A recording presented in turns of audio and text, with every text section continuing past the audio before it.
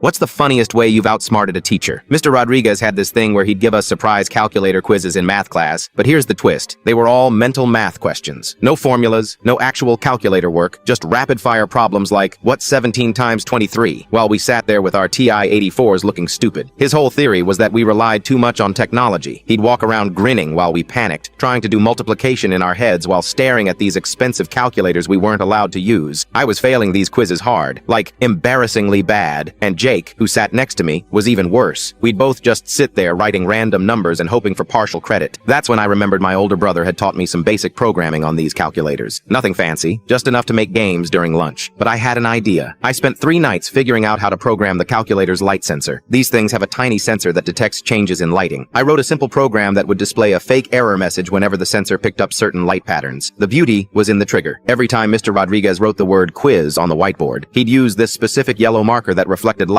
differently than his other markers. The sensor could detect that exact change. But here's where it gets good. I didn't just program my calculator. During lunch, I borrowed everyone's calculators, claiming I was checking something for homework. I installed the same program on every single one I could get my hands on, about 15 calculators total. The next Thursday, Mr. Rodriguez started his usual routine. He wrote surprise quiz in big yellow letters across the whiteboard. Instantly, every calculator in the room displayed the same error message. System failure. Battery corruption detected. The timing was perfect. Kids started freaking out, thinking their expensive calculators were broken. Emma started crying because her mom would kill her if she broke another calculator. Tyler was frantically pressing buttons trying to fix his. Mr. Rodriguez looked genuinely confused. He picked up Jake's calculator, and it showed the same error. Then mine. Then 3 more. This is impossible, he muttered, scratching his head. These are completely different calculator models. I put on my best worried face and said, Mr. Rodriguez, maybe there's some kind of virus going around? My dad works in IT and he says these things can happen. He actually bought it. Completely. He spent the next 20 minutes trying to figure out what was wrong, calling the tech department and everything. Finally, he said, okay, we'll postpone the quiz until I can figure out what's happening with these calculators. Victory. 2 weeks later, he tried again. Same yellow marker, same word on the board, same fake error messages on every calculator. This time, I added some variety. Some showed memory overload, and others displayed critical system error. Mr. Rodriguez was now convinced there was a serious technology problem in our school. He started keeping a log of which calculators were infected and when. The 3rd time he attempted a quiz, I decided to go all out. I had programmed the calculators to show different error messages in sequence, like they were communicating with each other. First mine would error, then Jake's, then Emma's, creating this wave effect across the classroom. Mr. Rodriguez just stood there watching his carefully planned quiz fall apart again. He looked defeated. You know what? He said, erasing the board. Forget the calculator quizzes. We'll stick to regular tests from now on. The whole class cheered, not knowing why their calculators kept breaking at the perfect moment. I kept the secret for the rest of the year. Even Jake, who benefited the most besides me, never figured it out.